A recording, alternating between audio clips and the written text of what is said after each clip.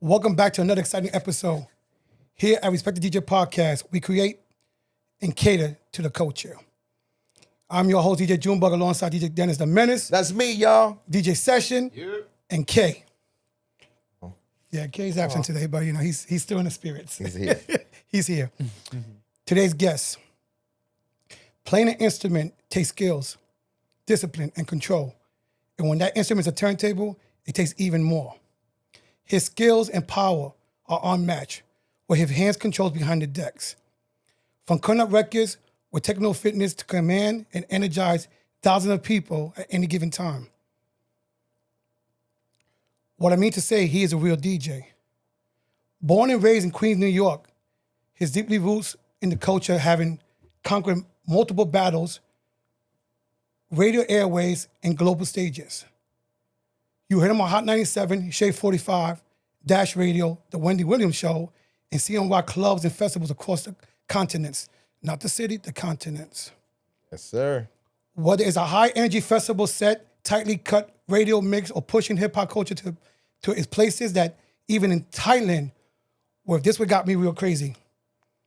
If I pronounce this wrong, let me know. It's all good. The Bangkok Invaders. Yes. It sounds like a porn motherfucking movie, but I want to be there.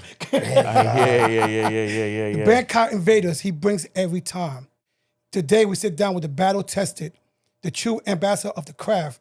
I give a round of applause to New York City Heavy Hitters, DJ Fatfingaz. Make a clap to this. Thank you. Who could have did that any better? Man. As many shows and as many times you've done interviews and done everything, has you have a better intro than that? Nah, that was amazing right there because like I was like, damn, like sometimes you just gotta just like Take it sit all in. down and just take it all in because like now it's like, you know, like I keep myself busy. Right. You know what I mean? Like I keep myself busy. I love what I do.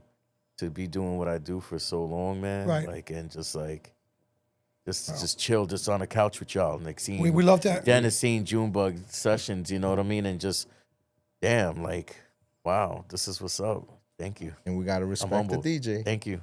So you just got off the plane I just got off the plane from New York City, from LaGuardia. because you look super comfortable right now. I am wild comfortable right now. So he got the He hugging that pillow. He got the sunglasses on. We got to make sure, you got to kick him once in a while, make sure he's awake. No, I'm Gucci. We had that Red Bull right before we came, you know what I mean? You know, like Sessions picked me up, you know what I mean? We got to beat Chilling. that. We got to beat that Red Bull because we got the monster behind us. Word, yeah, monster, yo, whether it be out of the Greca, you know what I mean? That black coffee, straight black, no sugar, you know what I mean? Hey, That's what I'm about. I'm We can make coffee inside. We can Let's make do coffee. it. So you know? was on the plane and the flight attendant said, "Hey, are you okay?" Yeah. Because why? Yo, I was wild comfortable. I was like, yo, there's no type of sleep like a plane sleep. You know what I mean? Like, I love taking these long flights out to Asia. You know what I mean? Shouts to the Bangkok Invaders. Shouts to Tokyo. You know what I mean? June Lafayette from Lafayette and Home Game and so many others. You know what I mean?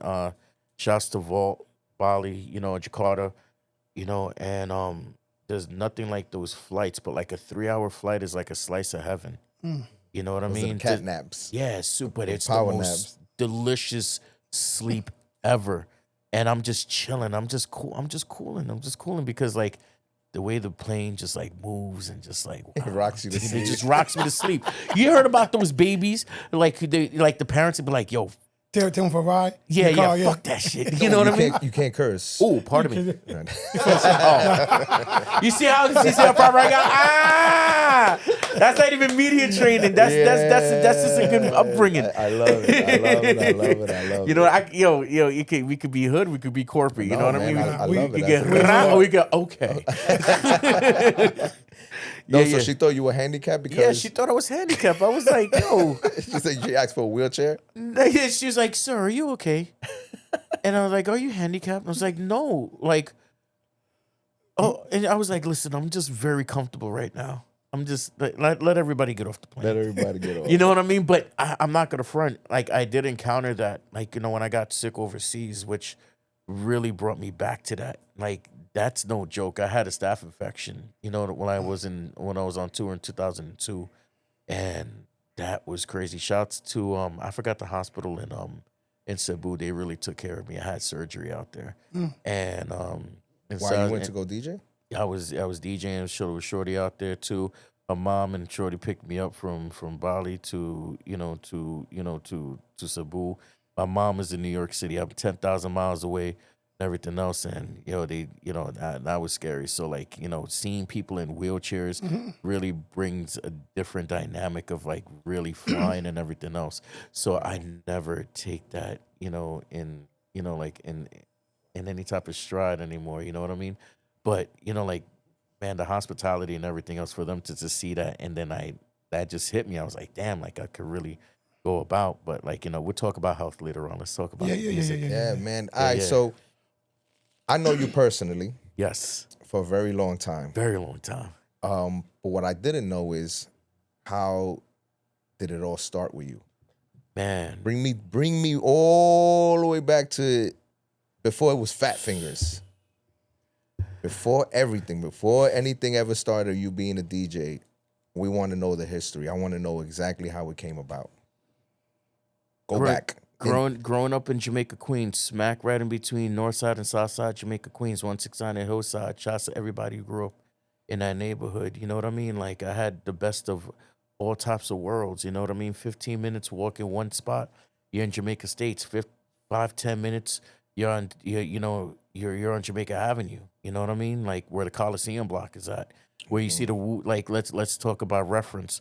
The Wu-Tang video, Ice Cream with Ice Cream was Raekwon, over there. Ghostface, you know what I Method mean? Man. Yeah, Method Man, Capadonna, you know what I mean? Belly, you know what I mean? Where Nas got shot, where AZ and everything, boom, that's my hood. You know what I mean? Let me see what else. 50, you know what I mean?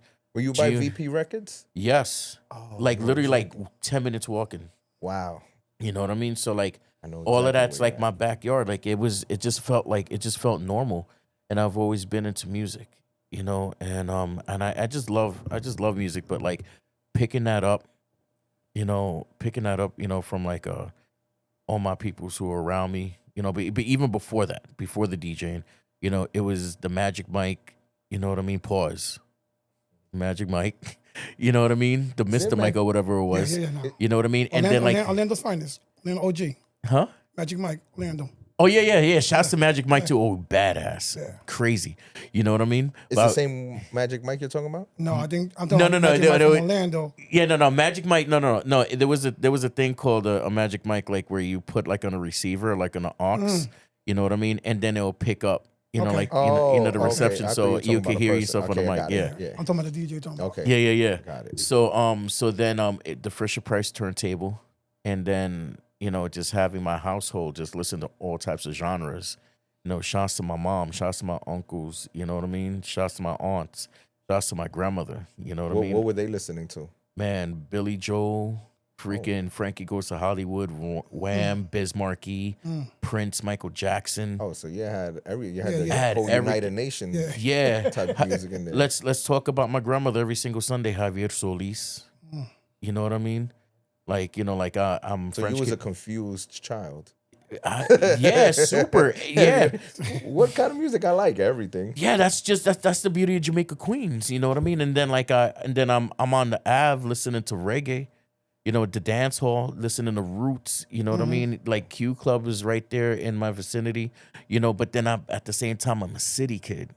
You know what I mean? Like I rest my head in Queens. I buy my records over, but then like to travel, to the city to buy my records and then be in the clubs, and all of that, forget about it. Like I just love music. I just genuinely love music. Like I love jungle music. Like what was I listening to? Like when I landed, I was listening to like 92, 93 Jungle Jump Up. You know what I mean? Like People that don't know what that is, like me, what is that? Yeah, it's like it's drumming. It's drumming. Like it's a form of drum and bass. Oh, but drum and bass. Okay. Yeah, Wait, Yanni does stuff like that, right? a little. Yeah. Okay. Yeah, but like shouts to like Groove Riders. Shouts to Fabio. Shouts to Goldie. LTJ Bookham, 187. Even Craze. MC Armani back in the day. Oh man, forget about it. Catch Stuck on Earth. Man, forget about it. Those. That's just one part of me. That's like 1/64th of me. You know what I mean? And like little things like that. I just love music. So you from Queens, you said, right? Yeah, I'm from Queens. And your family's from your parents? My dad is French Canadian. Okay. You know what I mean? My mom's Ecuadorian. Okay. But they're also mixed on both sides too. You know what I mean? Like So you got all the cultures. Yeah. That 23andMe was Right. crazy. I found out I had right. poly in me too. You know what I mean? I was like, wow, that's crazy. The United Nations for real. For real. You know, shouts to my grandfather, you know, being a part, you know, his family being a part of that whole, you know, Japanese Polynesian situation going over to Brazil, you know, early, you know, Brazilian jiu-jitsu, then making their way west over to Ecuador and all of that. It's crazy. But I grew up as just a New Yorker. Right. You know, because I grew up in a very Americanized household, you know, and, you know, just where I'm at, like my whole crew, my family, part of me, my friends look like, you know, which of my family, of course, yeah, my friends look like the Sandlot. Right. You know, everybody looked different. You know what I mean? We had all fire. different flavors. Right. You know, shorties were all different. You know what I mean? Like, forget about it. You know, it's just, this New York is just one big melting pot. So how Like, was school? School was different. You know what I mean? School was cool until high school because like all the Spanish kids, it was just like, yo, you don't speak Spanish? What? You don't dance salsa? All right, now you go over there. I was like, word? All right, you go fuck yourselves. I'm gonna be at the clubs. Were you DJing? I was already DJing. You were already DJing in high school? I was already DJing in junior high school. In junior high school. Yeah. And I was sneaking out to clubs and everything. Shouts to Ferris Bueller. You know, being a big influence, you know, sneaking out to the clubs and everything, sneaking out of the Junior house. high school, you was 13? Yes. 12, 13. June, what were you doing at 13? 13, let me see. Well, I fell in love with hip hop when I was 10. How can y'all remember that far? 82. 82. Yeah, I fell in love with hip hop at 82, 83. 82, 83. I fell in love with hip hop. Bird. Yeah. Jam Master J. Yes. Talked about that in the last episode. Mm-hmm. I saw Run DMC, Jam Master J. I was like, what the fuck he's doing? Mm-hmm. I want to do that. You guys are cool, man. We real cool. I saw that in my neighborhood. It was you know, like Jay, it wasn't too far from you, right? he Jam wasn't. hasn't- Jam Yeah, Master Jay. his studio, you know, God rest his soul. You know, it was right there by the Queen's Library, right there. Right. I So mean, take us back record shopping back in the days. Do you remember your first record you bought? yes. What was it? Oh man, it was House of Pain. Okay, jump up. It was the EP. The EP? Okay. I remember listening to that back and forth. You know what I mean? Like You still got it? no, You don't got it no more? I don't have it. I don't know where it's at. You got any more It's records? probably- I still have my vinyl.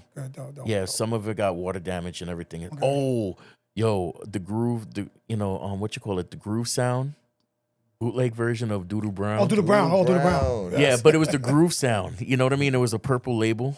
You know what I mean? And then and I used to use "Don't Stop," you know, to practice my scratches and everything because it was a sound effect. And then let me see what else. 3 a.m. KLF. Okay. KLF. That was a dope ass group right there. Let me see. Oh man, it was "Dirty Rotten Rap Bastard" by Pete. Not Pete Rock. Pete's PNC was it? no. They were like they cut from third base. It was like Daddy Rich. Rich. Okay. Oh man. I know you're getting that. Yeah. Yeah, all I remember was Daddy Rich is because of the way the records sound, like the way he was scratching the records. You know, He's like, a beast. Yeah, hell yeah. Yeah. Like, forget about it. Like, it was Jazzy Jeff and Fresh Prince. I only bought the album because of Jazzy Jeff. Right. And then Valley of the Jeep Beats. All right, we're gonna get geeky right now. Yeah. You know what I mean? Valley of the Jeep Beats, Terminator X. Right. That was my shit right there. You know what I mean? Fear the Black Planet. You know, and I'm like 7, Right. like Right. 6, 7, picking these up and just listening. Right. What Just caught your listening. attention? Why? The sounds. The sounds. How did he do that? So it You was know? more the beat instead of the rhymes. It was the beat. It was always the beat because I'm not gonna front, like my house was very, was very into dance. You know what I mean? It was like very rhythmic. You know, it was more rhythmic more than the rhyme. Okay. You know, so anything that had a dope beat, that just gets you going. It's just like, wow. And then like listening to the beats, just like on Jamaica Avenue, this and that, not knowing what the patois was like with reggae, just knowing the rhythms, like that kept me going, saying how this record would just move people and everything else. So like the beat will always catch me first, then the rhythm. You know, you could be saying some crazy shit. Right. You know, like I think Chris Rock said it the best. You know, like Little John be like, yo, pop him in the face, skeet, skeet, skeet, skeet, skeet. But the rhythm is hot. Right. The beat is hot. You know, Right. it's like the same concept. You know what I mean? And shouts to Chris Rock. Like he really made a point because the girls be dancing to that shit too. And be like, ew, you done that in there saying, Right, oh, right. like they're just doing it. He's doing it. You know what I mean? So, you know, you can have a dope ass rhythm and dope ass beat, but not even know what's happening on it until you find out later. Be like, oh shoot, that's crazy right there. You know what I mean? So with all those rhythms, it was like house music. Yo, More? man. Did you start with house music? I would say more. It was more hip hop, you So you know, started and a with higher hip-hop. BPM, like hip hop, and then it will be like, you know, some house. It was like Taylor Dane. Well, during that time, also hip hop also died down for a little bit, and house took over. Yeah. Remember, everybody had a house record. Queen Latifah had a house record. Right. Tribe, Jungle Brothers. Yeah, right. Right. But that was the whole thing. Like when you got into like the higher BPMs, like it was still hip hop, but it was house. Right. But like I didn't know what was going on. I just knew that it was part of Right. it. You know what I mean? It was just all part. Like even like the Creator. Right. You know, like the Pete Rock and CL Smooth joint. That's a higher BPM. Right. You know, but then like you have like, you know, like RAW. That was a fast BPM. And then a lot of the other Big Daddy Kane records too. Right, They The were Wall, right. yeah. Refer Kane, stuff like that. Yeah. Smooth out. No, Smooth Out was No, slow. it was slow. It Yeah, was it raw. was War. Warm It Up came. Warm It Up Kane. came. Ref of Kane was it? Wrath of Kane. Wrath Wrath of Kane. Wrath of King. Right. Yeah. And then Juice. And Forget Juice, about it. Like, yeah. you know, like watching that as well too. That was a big inspiration right then and there. I was like, yo, what's this? And then my first battle video, yo, rest in peace, Exotic E from the Executioners. You know what I mean? For the X-Men. If you try to step to this, don't even consider it. Turn it up here.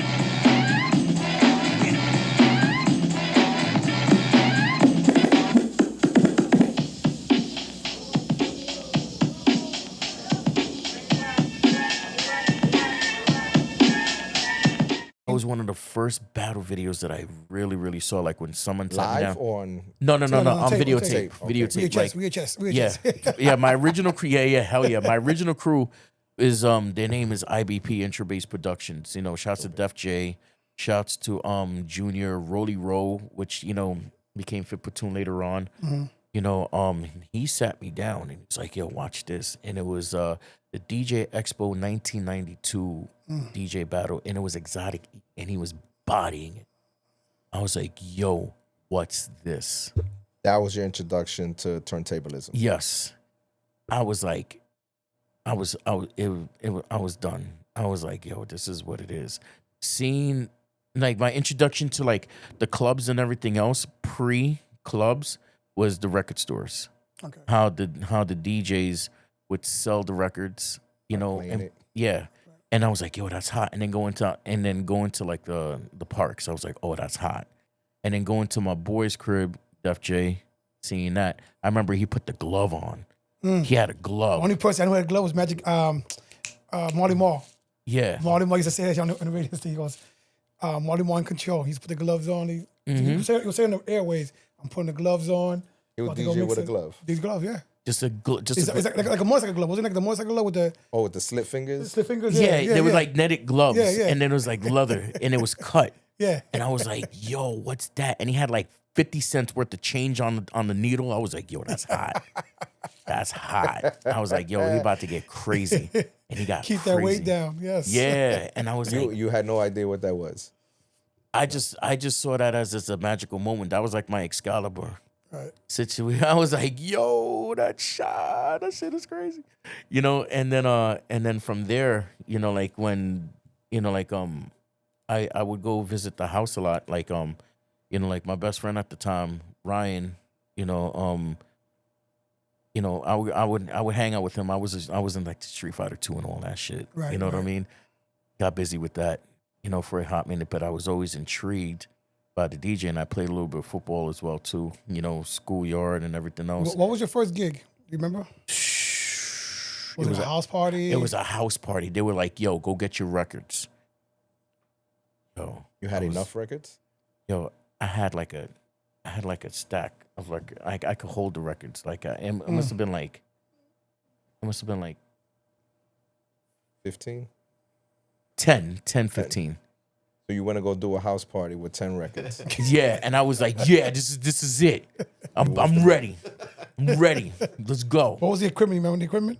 Oh man, I remember The brown speakers. the first Definitely a brown one. speaker. Yeah. No, they were carpeted speakers. They were carpeted Gemini speakers. I Okay. remember it wasn't my house party. I was asked by the DJ to go. Yeah. So like I remember it was two 1200s. It was a Staten all white 19-inch 4-channel mixer. Wow. I was like, I never yo, seen the white one. Never seen the white one. yeah, it's fire. The other time I saw that was when I saw Scribble. When I went to a teen jam and I went to go see Scribble, and I saw that same mix. I was like, oh, yeah, this is That's it. it right there. That's it right here.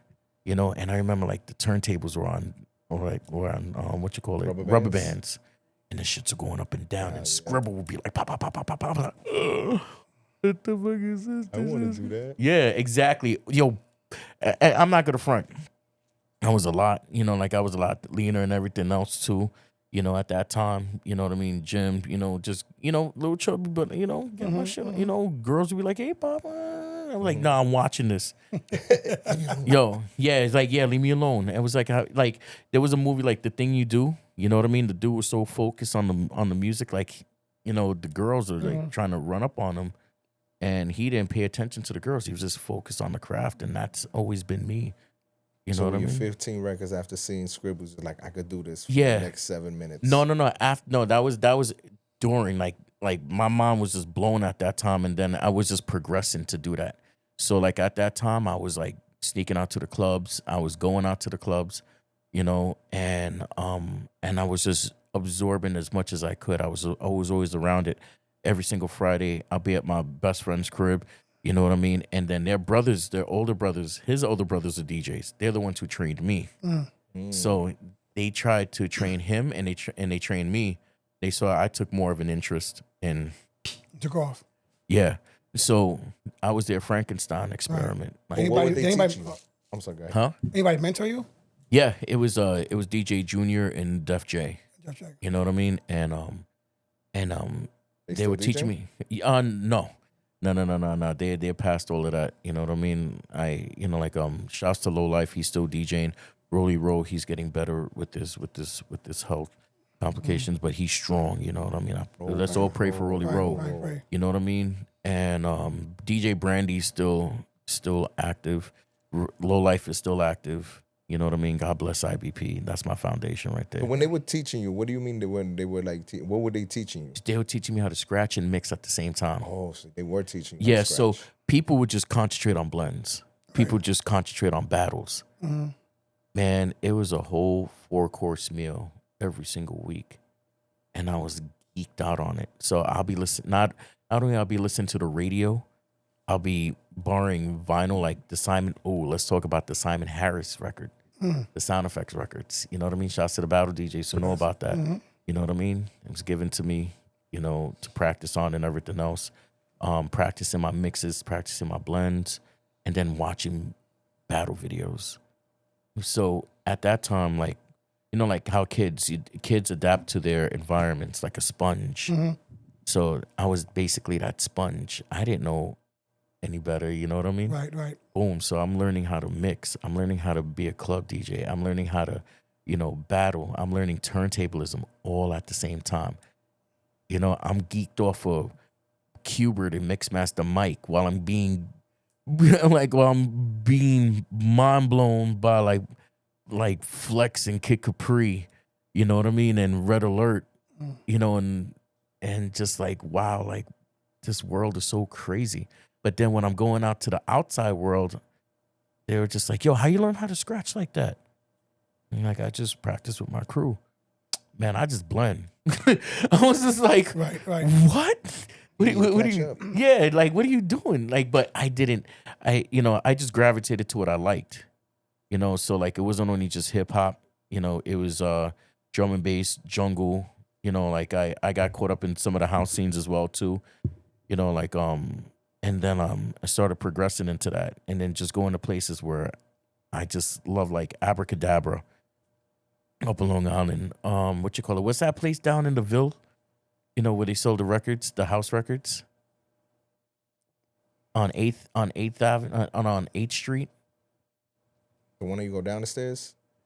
Oh, that's another one It too. That was downstairs record, wasn't it? That was Record? downstairs records is hot. Yeah. There was remember another joint. I forgot, but that's where I picked up a promo version of America's Dying Slowly. AIDS kills, you know. Yeah. America's Dying, the AIDS joint with the Right. Wu Tang. It was I found out later on it was a test press, not a test press. It was a promo press. It was all red, and I was like, oh, they're selling presses over here. That's crazy. Let's get back to that, you know. But downstairs records, you know, rock and soul, all of these records. Yeah, Kim's video down in the Ville, like, you know, by, you know, like on the east side, you know, by 2nd Avenue, 3rd Avenue, by Cooper and Union. Okay, You know what I mean? Yeah. Yeah, we talking. We're getting crazy. Yeah. So like, just going to all of these places and just finding out about all of these other spots. Fat Beats early on. Early Fat Beats, yeah. So Yeah, you were 8 Ball getting Records. You were getting records. Mhm. So for people that don't know that just started, you had to have money in order to be a DJ.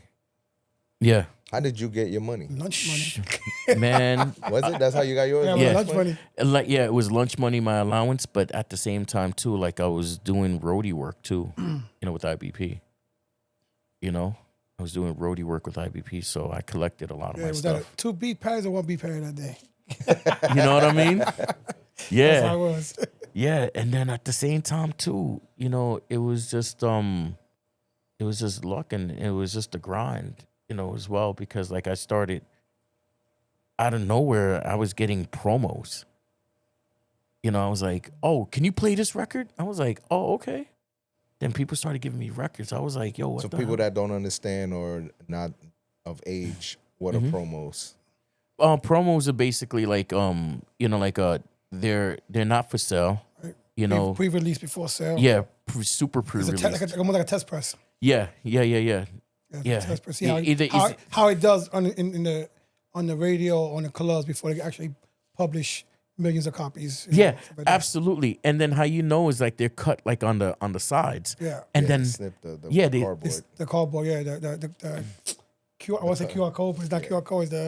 It's the pricing. What do you want to call it? The scan. yeah, or there'll be a stamp that says not for sale. Yeah, right. And then I was like, yo, wait a second, is he giving me trash records because they're cut on the top? Like, what? Are you just giving me your trash? You know what I mean? I'm like, I thought these are like, you know, like how they have like fake sneakers now. Like, I thought they were giving me fake records. I was like, yo, this is Never crazy. thought about it like that. Yeah. That's how I thought about it at that time. And I remember it was, seeing this label for the first time. It was a LaFace record. It was like Atlanteans. So it's like, this is like 96. This is like when Outkast just did the Source Awards. And they had that, 3 Stacks had that famous speech right then and there. Right. So I was like, oh, that's crazy. You know, and there was Milk Productions, I remember. Shouts to Milk Productions. And then Underground Rough House. You know what I mean? Like, they helped me out a lot too. So I was getting records like that. Because it's crazy because, and I remember Rock and Soul, one song was $4.44. And then you go to certain places, it was $5.99 just Yes. for one song. Right. Yes. And as a real DJ, you needed 2. Shit. Right. You're spending almost just $12, $11 on one song. And then when you go to iTunes now, it's 99 cents. And people are like, what? I'm not paying 99 cents for a song. And we were over here. Damn, I feel like we're in the club. Like, we know that bottle costs us $30 and Word. motherfuckers paying Word. $400. For the people who understand what's going on with these numbers, that's 5411 talk, because I remember it was come out to 1081 all the time Right. with 2 singles. Yes. Shit, now a single right now, shit. You know what I mean? $25, $30. Oh, yeah, for a record, because, you know, he's a record collector. Yes. Oh, it sucks. No. You still have all your records, you said, in I Summer still, Warped. yeah. Some are warped. Some of them have water damage on them. Right.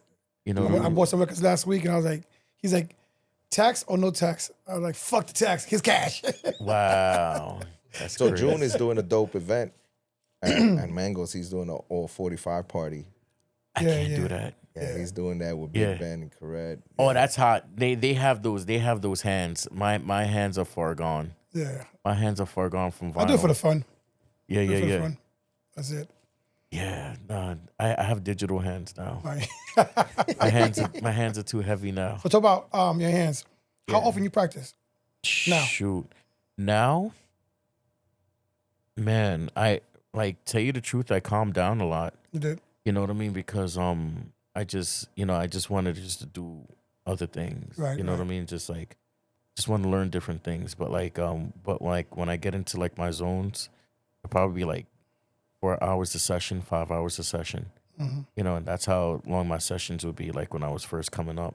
Right, right. You know, but like there's so many things that I do now, you know, like me as a single man, you know, just in my own world. Mm-hmm. You know, like I'm multifaceted. So like, Right, right. you know, if I'm not, you know, helping put together a project, you know, with my people, you know, here in New York, it's doing something overseas, you know, and just curating different things. So Right, like, right, so right, it takes right. a lot away from me. So like, Right. when I have that time, it would be like 5 hours, but like on a regular, probably like an hour. I give myself an hour a day. And describe your style of DJing. Aggressive. Aggressive. Always been aggressive? Yes. It's aggressive because of the battle DJing. You have to When you be mean aggressive. aggressive, but what do you mean by aggressive? Aggressive, like where, you know, like when you spin, you could tell that that's you. You know, like all eyes are on you. You know how to bring the eyes towards you. It's like it's like an Attention, right, aura. The right. attention, the aura. Is You- that you being- because you- of the DJing, Yeah. the turntablism? Yes, The yes, performance? because That's because of that. in competitions, you have to have a type of stance, which Right. I was just talking to Sessions about this earlier. I didn't really understand that, but watching like, you know, the head to heads, you know, at that time, you know, all eyes are on you. So Right. you have to put on a show, you know, so even too, like I put all that energy like into the clubs. I put that into the club show as well too now, you know, but it's aggressive. It's hard. It's loud. You know, and I'm hitting frequencies. Right. You know, like when I say frequencies, like I'm touching your soul. You know, like I'm making you understand why I'm scratching this record, Right. why I'm mixing this record like Right. this. How am I going into these records, you know, in different ways. And yeah, it's just the love of music. Right, right. Top 3 battle DJs for you back then. Back then to now, Give me back then. Give me now too.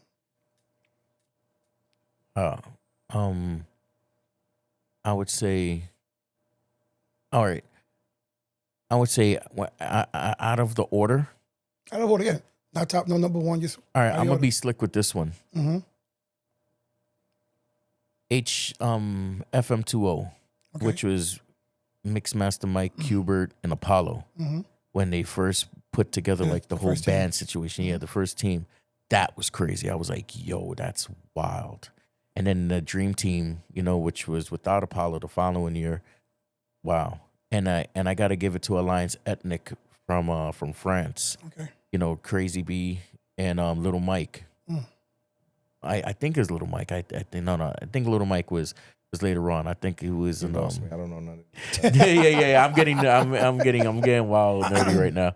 Yeah. I know some of them. Okay. Thank you. Thank you, my friend. Thank you, my Yeah, friend. I think that was Birdie Nam Nam. For the DJs who understand Right. who's following me, I think Little Mike was Birdie Nam Nam. You know, like with Pone and Moose. Oh, jeez. Like, see, now I'm opening up a Pandora's Right, yeah, box. yeah. I just can't name one because Right, like okay. I've been influenced by. So many. Yeah, but like let's keep it a buck. Like the foundation is Rolly Roll, Babu, and Melody. Okay. Yeah, Melody from the Beat Junkies. No, Oh man, that guy crazy. Damn. And then like let's can we do top 5? Yeah. Do 5. Yeah. All right, Craze. Mm. Because 94 Craze, Spider-Man Craze, Yes. you know, 94 Craze, like when he jumped onto the turntables Yes, and everything yes, else, that yes. was crazy. Talking about But then- Craze. Craze, you owe me a phone call, Craze. Where please. Craze, you owe me a phone call. Craze, you owe me a phone call. Yeah, and then seeing 96 Craze battle, you know, oh man, that ITF Craze. That monster. Yeah, he's a monster. You know what I mean? Monster. Then 97 DMC, third place craze. And then him evolving into 98, 99, 2000 craze. That's crazy. I think Craig has the most most battle with him, right? I think Craig's won the most battles. I think. Yeah, believe so. But like, there's so many things, like, you know, between the ITF, DMC, the what else? You know, the ITF, DMC. He did some other battles too. I believe he did Winter Music Conference as well Yes, too. he did. Yes. Yeah, and also shouts to DJ Threat. He also did Winter Music Conference as well. We're gonna talk about Threat, and then but like Craze is just a phenom, and Right. then let me see the last one. Let's talk about. I gotta really give it a Raider. You know what I mean? Although he won the 96, you know, but that's special right there. Raider, because Raider brought the aggression. Raider's the reason why, like, I stuck up my middle finger. Right, You know what I mean? right. Raider's the reason why you know what I mean? Like, The attitude with the yeah. cut, right? yeah, exactly. Because like it was all attitude, but I didn't understand until later, you know, what the attitude was. Because Right. like, you know, like, because I'm just watching this on videotapes. Right. You know what I mean? I'm just emulating. Right. But just to understand, like, yo, you know what I mean? Like, What was the just- relationship with Roc Raida? man, the homie, the big brother. You know what I mean? You shout him out and you give him a lot of props. Yeah, because he brought me out to China, to Taipei in Taiwan and China, and he, you know, like when, you know, like shouts to Boogie Blonde, shouts to Christy Z Popone, like when the executioners had their temporary, you know, separation, you know, like I helped him with the Gong battle, you know, as a host, you know, with Lord Sear. You know, let me see, I was his mic man for a minute, and then he was teaching me a lot of the ropes. He was teaching me a lot of things that I would never think that anybody would teach me, you know, about life, about the DJ life, and, you know, just being a genuine person and just bringing me under his wing, you know, which was amazing. Right. You know, God bless Roc Raida, Raider forever. So he taught you more than just DJing. Yeah, life. You know, a lot of life, a lot of big brother talks. You know? Yeah. What do you like more? DJing in the clubs or battles, competitions? I like both. Because there's a synergy and there's an energy in between both, you know? Because you both rocking crowds. You know, you're both in both energies, in both respects, you're going to win the hearts of people. You're winning the hearts of judges. You're winning the hearts of the people. You're making their nights. God damn, that DJ made my day. Right. You know, on both respects. You know, so, you know, but there's a different type of energy that goes into the clubs. You know, like, because you're making people dance and move. Forget their problems. Yeah, but with the competition, you're showing, you know, who you are and what you're about. You know, and it's like speaking two languages fluently, and you could get lost in them sometimes. Right. But to balance out the languages, like, it's crazy. Have you won competitions? Yeah, I won the Wild Out Wednesday BET DJ Championship live on TV, which was crazy. Yo, We get footage of that. that was crazy. That was Really? I don't know this. Yeah, that was crazy. Yeah, because there's a long story behind that's for another podcast. You know what I mean? Part two. Yeah. I won the Rhythm Method Championship, which is an all city championship, you know, which is prestigious. You know, Daddy Dog from the Fifth Platoon won that. Total Eclipse won that. You know, 1 year. South is Super Dave. Oh my God, what a Super Dave was freaking animal! amazing. Fucking animal. You know what I mean? Rolly Roll. You know what I mean? Like, it's a legendary competition, you know, which was all city in New York City. I came in third in the DMC, New York competition, which was crazy. That's like trying to run around in a landmine.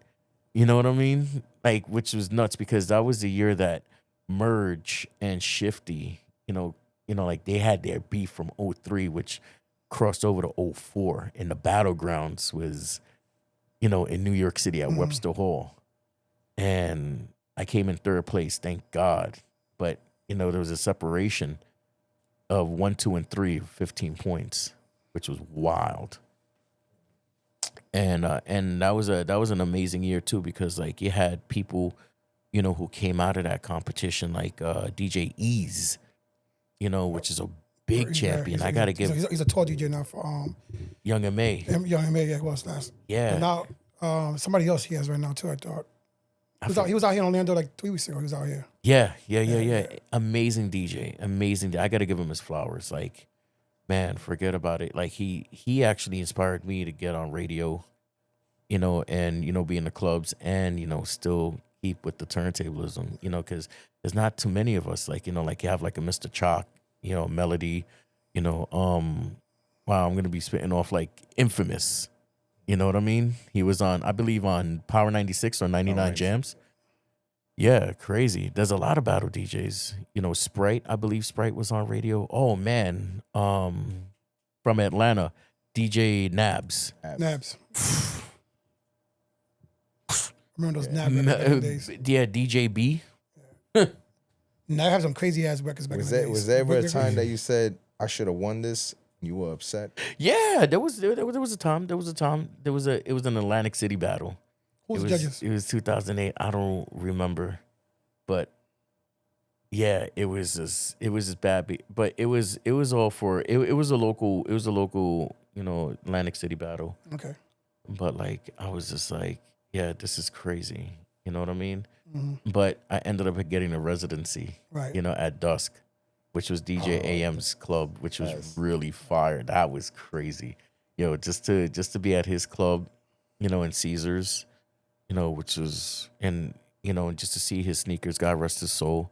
Shouts to DJ Sinatra, shouts to Jusky, just to see his original set that was there. I got to hold his original AM sneakers.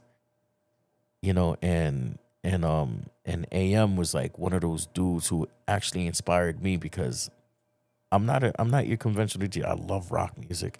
I love electro. I love house. You know what I mean? Like you saw, like we'll talk about it later. The list is kind of crazy.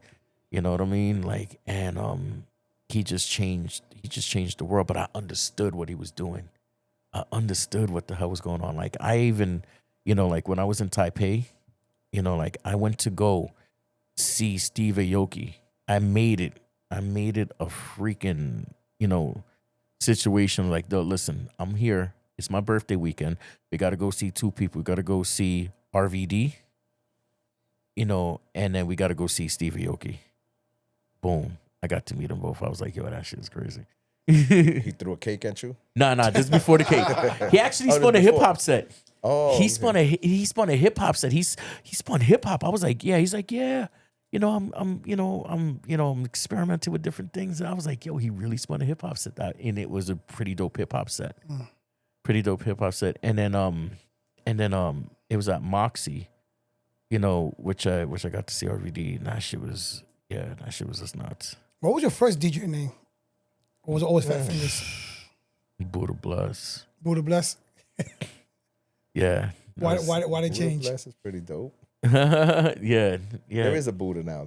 Ain't that one of your good friends? Yeah, DJ Buddha. Yeah. J Buddha. Yeah. Why'd I get my DJ name? My man Khalil, he passed away, during a pandemic time. Like he used to make fun of me with my hands. Because we used to play like backyard football, then I try to get into football. My hands are always swollen. It's like, yo, man, your hands are so fat, you're going to break the records. And then a lot of ex-girlfriends at that time. Oh, shit. Pop. You know what I mean? PG-13, guys, come on. He was doing the loop back then. Yeah. So that's how the Fatfingaz came about. Yeah, and it stuck, it stuck, and it looked cool on the flyer. You change it up with a Z too. You added a Z. Why is it? Yeah, the Z because of Fat Joe and Sticky Fingers. Yeah, because It's Onyx's favorite group also. Yeah, Onyx. That's Jamaica Queens right there. Like that shit blew my mind. You know what I mean? Like, and there's a crazy story behind Throw Your Guns. I remember there was a talent show at my junior high school, and the kids pretended they were gonna do a a new edition song, and then they switched it up. They ended up doing "Throw Your Guns." I was like, yo. Was you a DJ for the group? No, Oh, no, okay. no, not at all.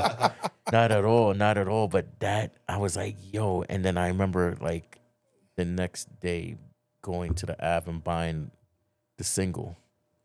But we were watching this on Video Music Box. We were watching this on the box as well, too. You know what I mean? Sorry, Mom, for ordering so many times. I didn't realize that phone bill was crazy. That used to be nuts. Yeah. Box was crazy. Yeah. Who was behind that? I forgot. Was it MTV? The box? Yeah. I think it was no, MTV. I don't know, Where but if they I hear did, that? that's crazy. Because Video Music Box, shouts to Ralph McDaniels, super cool. Uncle Ralph. That homie Yeah. Ralph. Uncle Ralph had that. We got to get Ralph up here. You got to get Ralph up here. We got to get I've Ralph. been Gotta trying get to. I Ralph. saw him I'll a reach year out ago to at him. the Rock and Soul Christmas holiday party. DJ Fatfingaz, man, let's get it rocking. From Queens. From Queens, QB, you already know what that is. Get your cameras ready, get your cameras rolling. Jamaica Queens, baby. Jamaica.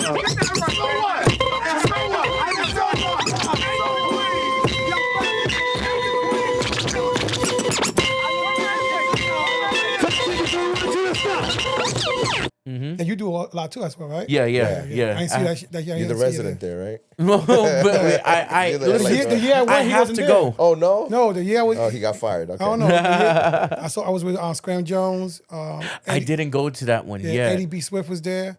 Ralph was there.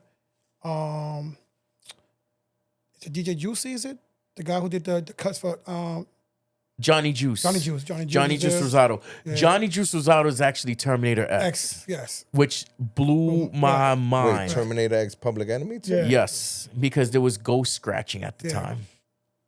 So the scratches, the guy you saw on the video, the big guy Terminator, Yeah. he wasn't doing no scratches. That That was Juice. Terminator X. Yeah, that was Johnny Juice. So I met him. Wow. Wow. Ralph was there. Oh, wow. Yeah. Who was there?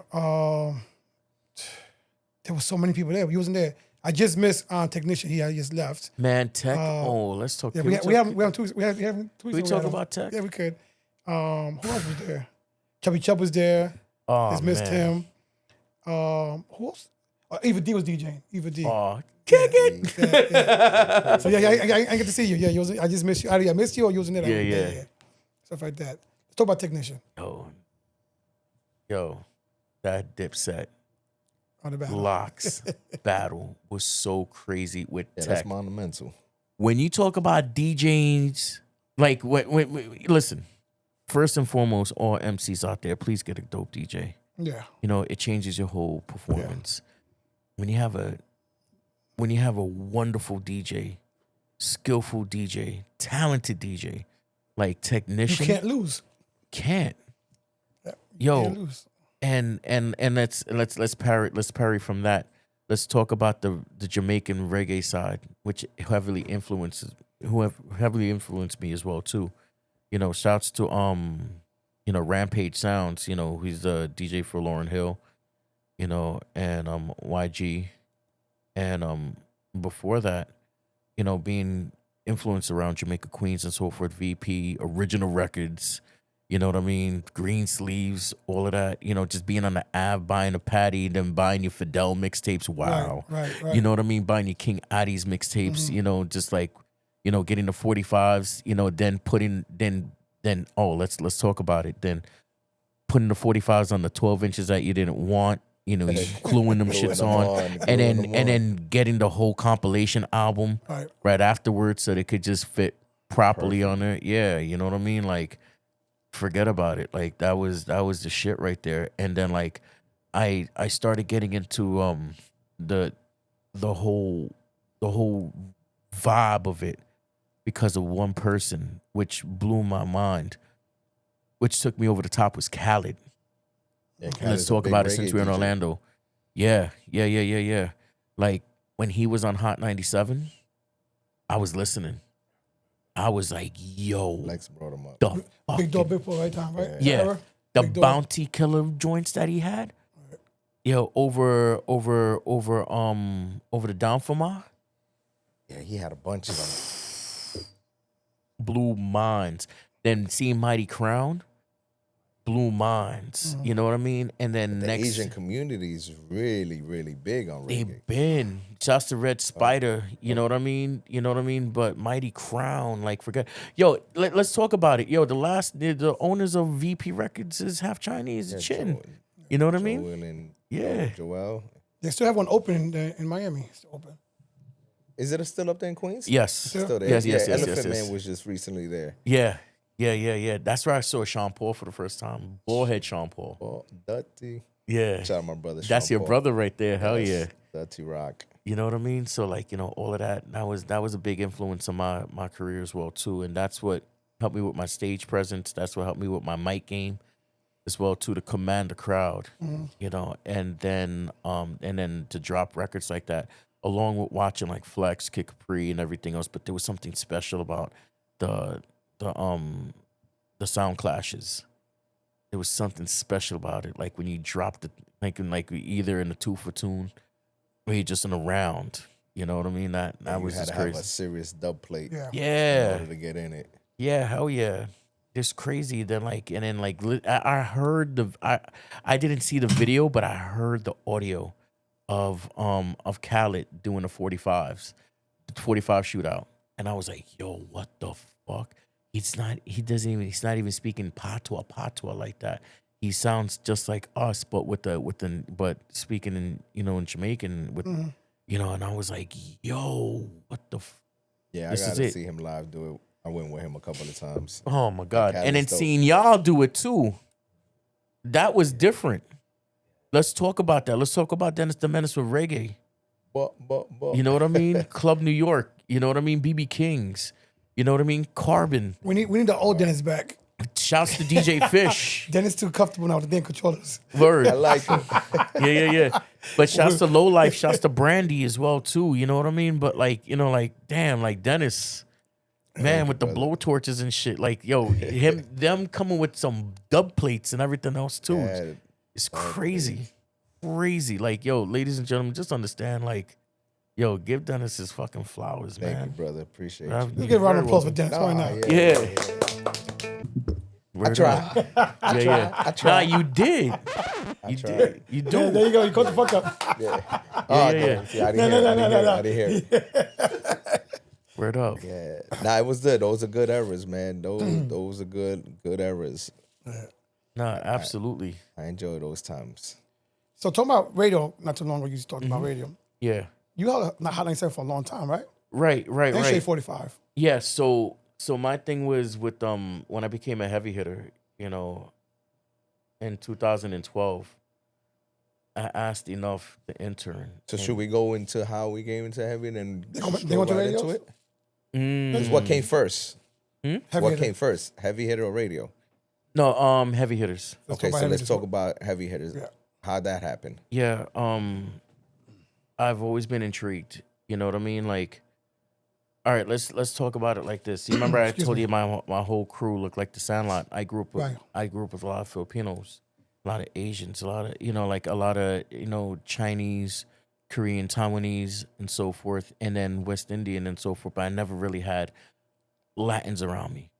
When I saw Enough, when I saw you, Dennis, I saw Camilo, I was like, wow, these dudes look just like me. And this is when I met Enough for the first time at the DMC office when I was interning over there. And this is way before I was a heavy hitter. It's like 10. Man, my like as a teenager, my summers would be interning at Techniques DMC. Okay. You know what I mean? Like I wasn't playing around about Right, right. You what I wasn't do. in the What you wanna fire do? hydrant. Right. Nah, I wasn't. Okay. Right. I wasn't. I was interning. I was learning my craft. I was learning the business as well too. And then I met Enough because I that's where I met that's where I met cool DJ Red Alert. I believe Enough just got onto Hot 97. And then he was interning first, and then he was doing the filling for Chuck Chill Out. Yeah. Yeah, that And was then- the Carbon era too. 'Cause Yes. Oh no, sorry, no, he wasn't. No, I think Enough was before Hot 97. He was on Kiss FM. Kiss FM. Kiss FM Yes. first. Fill in for Chuck Chill Out. Yeah. that's what it Yes, was. and then he had like this little drop. It's tough, enough. yeah. I was like, yo, that shit crazy. Yeah. You know what I mean? But then Enough went to go buy some Anvil cases, record cases, and then he bought like about 5 or 6 of them, and I was just like, yo, you're DJ Enough.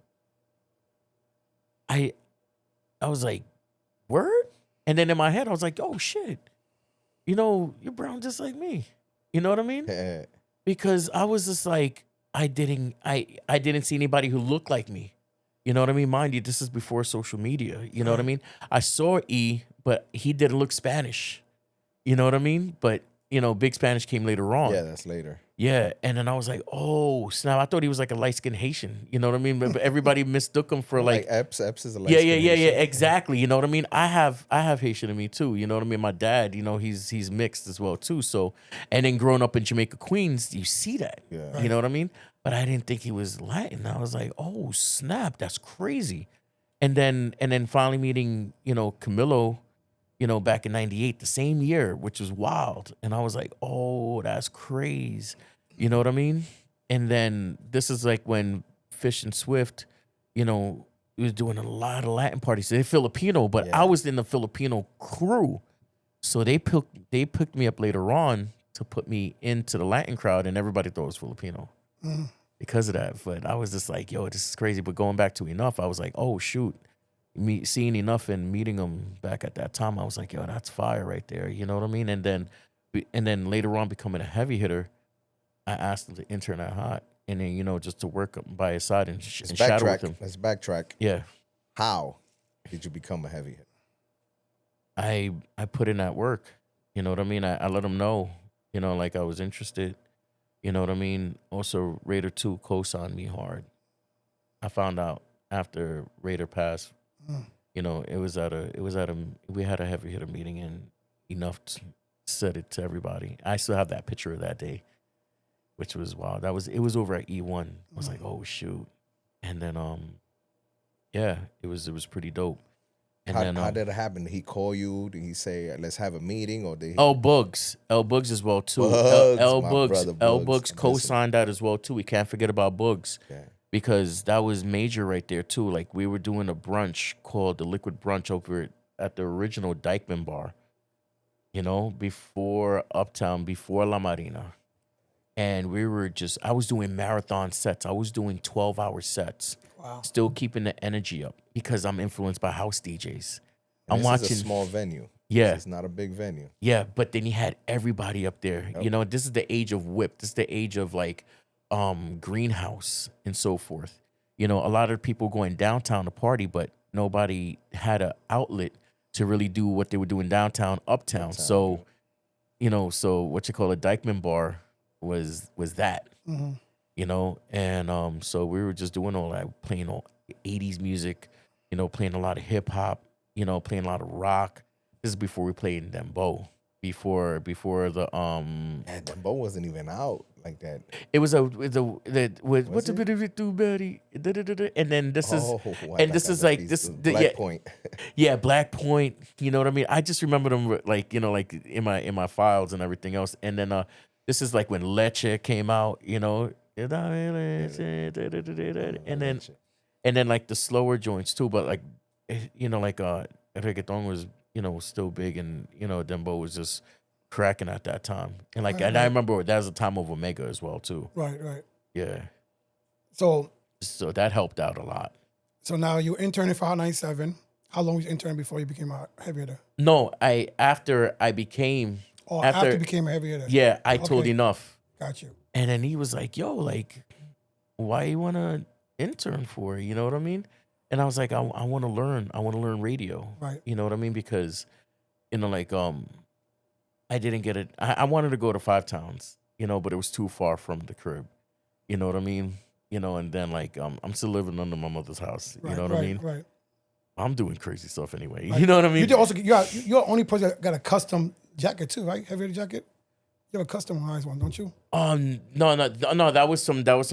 That was from New York Fashion Week. Oh, is it? Okay. Now that's another story. Shout out to my man Grams. Okay. You know what I mean? Grams Uncut with SM Leathers. But nobody else has one besides you. That's because they gave that to me. Right. That's a one of one right there. Right. Do you wear it? But I have to tailor it down because I lost a lot of weight. That's good. Yeah. But going back to Enough and everything else, I told him, he's like, I want to intern. He's like, no, you don't have to intern. Like, I want to be behind the scenes. I want to learn about this. And then I told him, I was like, look, Kanye interned for Louis Vuitton. Hot 97 is my Louis Vuitton. Right. And I'm there every single day, at 12, learning the logs, learning programming, taking down notes, being around the best. Like, for me to be at 395 Hudson and to see that from a third person, Right. you know what it is to see Marley Marl come out of Kiss FM with Flex coming out of another room, and then seeing E and then Angie Martinez all together, at the desk, and I'm like a bug on the wall. I remember the first time I went to Hot, Laura Styles is like, "Yo, stay right over here by the fax machine." I must have stood there for like 4 hours, and I'm just watching. I'm like soaking this all in. You ever hear how Elvis Presley fans say like, "Yo, this is my Graceland." It's my Graceland. It's like, damn, this is crazy. This is what we we worked hard for. You know what I mean? Right. But at the same time, it's a privilege. Like I'm just happy that I was able just to try to do and attempt to do what the greats do to get to greatness. Because in order for you to do great shit, you have to do great shit. Right. You know what I mean? So like, man, it was, and then going in and just watching these things, and then watching Mr. C, just kill it on the tables. I'm like, I used to say, like, shouts to Get Live. Like, wait, after the nights that Get Live and I would do, together at the clubs, like Etoile, we would do like Sky Room or something, or like Eugene's, like we were 2-man at that time, and then we would pack the records and we would listen to Mr. C at like 3 or 4 o'clock in the morning. Yo, Mr. C would have everybody bugging. Like, you'd be speeding for no reason. You know what I mean? Like, you'd be mad hyped at 4 a.m. Right. And this is C and that's what influenced me. And then to see that in person, man, that was crazy. And then to see, He was like a little kid in a candy store. yeah, hell yeah. And then to see Enough, just kill it, like, like with his right hand, like he has smooth cuts. So I'm learning everybody's styles, you know what I mean? I'm watching Camilo. Soaking it in. Yeah, watching Flex, you know what I mean? And then seeing Enough kill it on Hot, and then go over to BLS. And 2 different styles. I'm like, yo, that's crazy. Like, I'm geeked out. Right. I'm geeked out. You know what I mean? Shout to Enough. Yeah. So like, and even to this day, like, just vibing at the music meetings, damn, man, it's just something. But just to be on air, like as a guest, with Hot 97, like, with the weekends, and I'm posted. Right. I'm after the club. Oh, okay, I have a 6 a.m. slot. Right. Okay, I have 2 hours just to nap on the couch, which others did, for the love of it, Right. Because to touch those decks and then to learn radio later on that this is the #1 market. Right. I was like, we take advantage of these things, you know what I mean? Right. Sometimes, and I'm like, wow, like Power 106. Shouts to Ecto, shouts to PO over there, shouts to A Smooth over there. Smooth.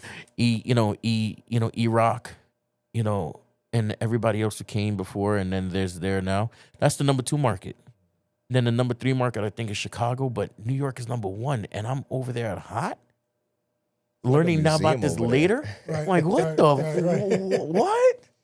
That's crazy. That's crazy. And learning programming, learning logs, and then learning texture and culture, in different time slots. I'm like, yo, that's fire right there, man. Right. And shouts to Bobby Trends. Trends also helped me as well too. Bobby, You know, I remember Bobby's like, yo, go in, yo, just cut that. I was like, wait a second. Whoa, wait a second. Yo. Just walk through the door. I'm happy I'm here. Yeah. I remember there was one time, it was PO and enough. They had me do 12 o'clock at noon. And they was sitting. That was before Mr. C? I don't know what you're talking Or about. you covered No. No. This is a what you call it, a mix show weekend. Oh, okay. Yeah. So boom. So I was just like, all right, this is crazy. This is 12 o'clock. This is daylight. This is prime. You know how many people are listening to me right now? I'm like, oh my God. TT's coming in. You know what I mean? Everybody's there. I was like, oh my God. And I'm just doing the best that I can. Everything that I learned, everything from the meetings, everything, and I did it. You showed And out. yeah, I played it too Safe. clean, yeah, real safe. And You I gotta play remember, the hits. That's what they want. Yeah, Play yeah. the hits and you'll be good. right? But then E was like, "Yo, cut it up." I was like, Sure. Sure. A little bit more. But then, like, when it came to the late nights, you know, at the 4 a.m.s, you know, I have it on my Mixcloud, mixcloud.com/DJ Fatfingaz NYC. Pardon. You know what I mean? Do it. Plug it in. Yeah. Plug. Yeah. So, like, you could hear me, like, you know, just get vicious on it. Yeah, you it's know, a different like, animal. yeah, because I'm fresh out of the clubs. You know, I'm going straight to the station. Right. And I'm doing it up. And even when I'm overseas, like, I'm utilizing the clubs. They're giving me their space to record over there. Shouts to Vault in Bali. Shouts to Ghost in Osaka. You know what I mean? And many more. You know, shouts to No Cuts No Glory. You know, for letting me utilize their studios while I'm out over there in Germany.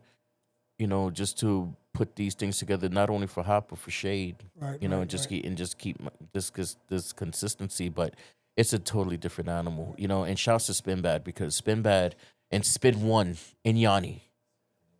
Let's talk about 92.3.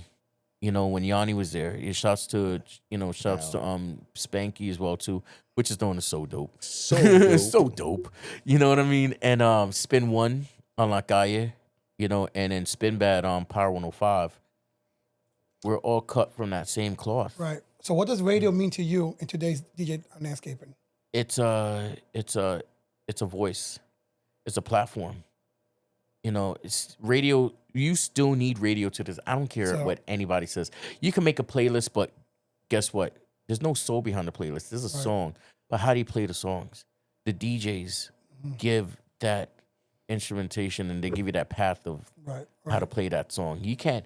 Yeah, you could put a song on a playlist. Yeah, that's Right, cool. right. But how do you play the playlist? Right. You know what I mean? Like, yeah, you could have a Lamborghini, but if you don't know how to whip that Lamborghini, Right. You just driving. yeah, it's very, Before we forget, we got some Yeah. presents I want to give. You know, a little gift bag. Yeah, gifts. We give gifts over here. Oh wow, thank you. In the brown bag, you know what I'm saying? Keep the streets. Nice.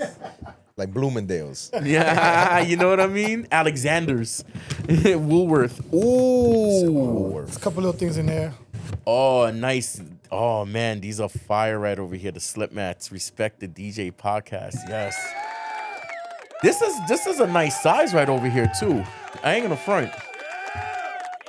Yeah, look at that. Damn, I'm not gonna front. These like I'm gonna DJ get. Fader say they're the best ones. One of the best. Yeah. they had. Yeah, I'm not gonna front because I'm feeling the texture. Like I'm a connoisseur when it comes on to like slip mats and needles and all this Right. other stuff. You know what I mean? And these feel. All the I DJ can't wait to get stuff. busy on these. You know what I mean? And we're gonna get busy on those cross 12s. Yes. I'm yes. ready. I have my vinyl ready to go too. And I bought special vinyl too.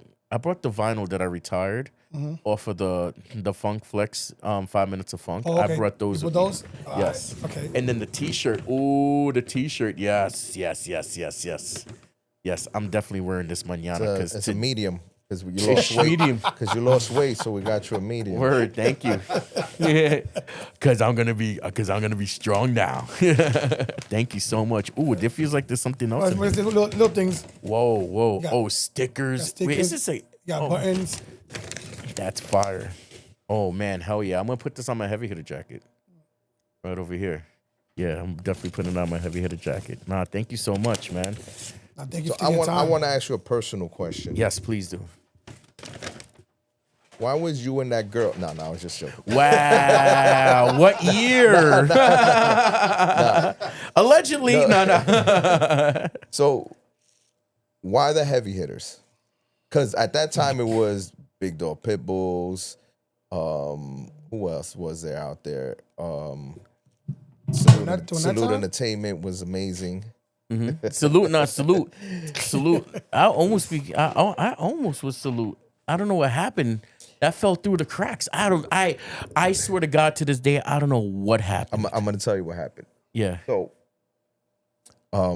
I don't know if you know what Salute Entertainment was. So it was me and my brother. We came up with a DJ Well, company. Excuse me. Fucking email still say salute. Oh, does it? Oh, damn. Yes. Salute me, bitch. Yeah. Salute, yeah. Invoice still say salute, bitch. So we had a super dope team. It was, it was big up. Yeah. Me, my brother, Laura Styles, Yanni, Big Ben, Epps, Irie. Then we had Salute Europe with K2. That's right. Laura was Yeah. she was salute. That's right. Yeah, Laura Styles. That's was down. young ass Laura. Yeah, young Laura, young Yanni. Yeah. Big Ben was a part of us because he was always with us and he repped it. Yes. We always wanted to put you down. It was just to the point that, Suave, shout to Suave, DJ Smalls. Wow. Smalls. Oh my God. Yeah, wow. well, no, we had a super dope team. Yeah. And Sir Sniper, Yes. V Smooth. V Smooth. Frank Swift. Frank Swift. Yo. Frank Swift. There's a big asterisk on Frank Swift. We got to talk about Frank Swift. Oh Frank my Swift. Jesus. Oh my God. So Yeah. it was a point of time that it was like, what's next? Yeah. And then the what's next never happened. Oh man. I was doing my stuff, then Serge and V started doing his stuff, then Frank started doing his stuff, and then it just like vanished in the air. Damn, that's what happened. It just vanished. It was just like, damn, how? Rick Rock was pretty much almost the last. Right. Then me and him was doing a lot of stuff. Abrupt. Abrupt, yes. Yes. Abrupt. That was like the last crew, and then we was like, what are we gonna do? Yanni, what are you doing? I don't know. What do you want to do? I don't know. So it just like, it went away. It wasn't like no hard feelings with anybody, and like we had beef, and it was nothing like that. Right. I never thought so. Yeah, it was just more like, all right, well, he's going this way. All right, fuck it, let's just all go our way. And then that all happened. And then Laura came and said, hey, I think they're going to put me as a heavy hitter. You think I should take it? What do you think? And I said, shit, yeah, go ahead. And then Big Ben, Ben, I think was the first or the second one. He had a meeting with Eugene's, and he was like, yo, what do you think about this heavy hitter shit? And I was like, well, we're slowly, we're not there. Go ahead. And then Ben wound up going, and then Laura Styles, and then Yanni wound up calling me. He was like, yo, Enough wants to know, got to go by through you. And I was like, hell yeah, go ahead. Like we still gonna rock. Yeah. And so a lot of the Salute members are now heavy hitters. So Wow. I need a percentage. Also ex-heavy hitters Wow. too. Because they're not all still heavy hitters. Yeah. Yeah. Who's not there no more?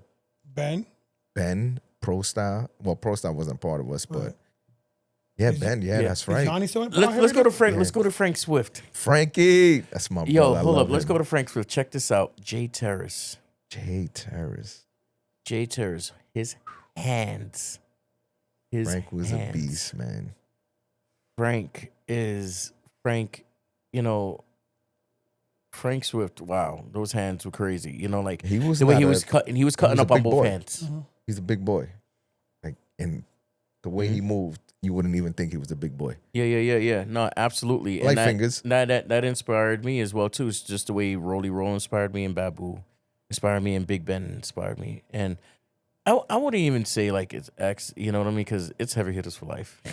You know what I mean? It's regardless, you know what I mean? It's heavy hitters for life. But back to like Frank. Frank was such a I was like, damn, what the was going on. I remember he was cutting up, these holla back records. Not Gwen. It was Fab. Fabulous. Yeah, he was bodying the shit out of these records, both hands. Like goddamn, Yeah, Frankie. ambidextrous, super ambidextrous ass, dope ass, crazy ass, party rocking ass DJ. Wow, nice of both hands. I gotta give Frank Swift. Yeah, his versatile. He played it all. He's amazing. He's Yeah. amazing. Definitely amazing. And a great hearted person. He was just too cool and too laid back, and he could have been out of there. Word. But like, let's take it back to like the hands. You know what I mean? The hands of New York City, man. Kid Capri. You know what I mean? Kid Capri. Yeah, I do. Kid Capri. Kid, the way Kid would just move those fucking records. Pile them all up. Yo, Pancakes. the pancakes, yes. Yes, oh man. Stack. And then let's who's the greatest vinyl stackers you've ever seen? I pretty much gotta say it was Kid for me. Yeah. Because I would play with him and DJ with him, and I was like, bro, really? It's crazy when Like, how are they not technician was telling us scratched? he had to put them back in order. Oh yeah, Technician was telling us he had to Yeah. put them back to the sleeves at the end of the night. Yeah. I'll do probably this much, about that much, and then you got Kid like, not one, like three. And I'm like, Yeah. bro, that's crazy. Who's putting that away? And then technician wanted to say it was him, and I'm like, oh, you got that lucky job. Wow. I used to put away my records by myself. I used to take like 2 hours before my gigs, and I used to put all my records back in the sleeves 2 hours before my gigs, before I had to leave my crib. Smelling like cigarettes and weed. Man, you could tell which club you were at just by smelling your vinyl. Yeah. You open Open the that case. box, you're like, oh, the smoke was yellow. Yeah. No. You made serious waves in Asia, especially with your crew out there, the Bangkok Invaders, yes. Invaders, stuff like that. Explain to us why in the culture in hip hop out in Asia world. Okay, so originally it was Raider who planted that seed because Sear didn't go on tour, and then Raider brought me to do this one crazy ass party in Taipei, Taiwan. And it was this big ass super ladies night. Yo, they had a whole yacht like on the stage, and they had like a jacuzzi and everything. It was crazy. They had real sand on there too. And I was his mic man, and then right after we finished doing sound check, we were scratching together. We were just question and answering. And then the promoters are like, yo, you DJ too. We thought you just MC'd. Like, you just killed it as an MC, like, MCing for Raider. And then Raider broke it down.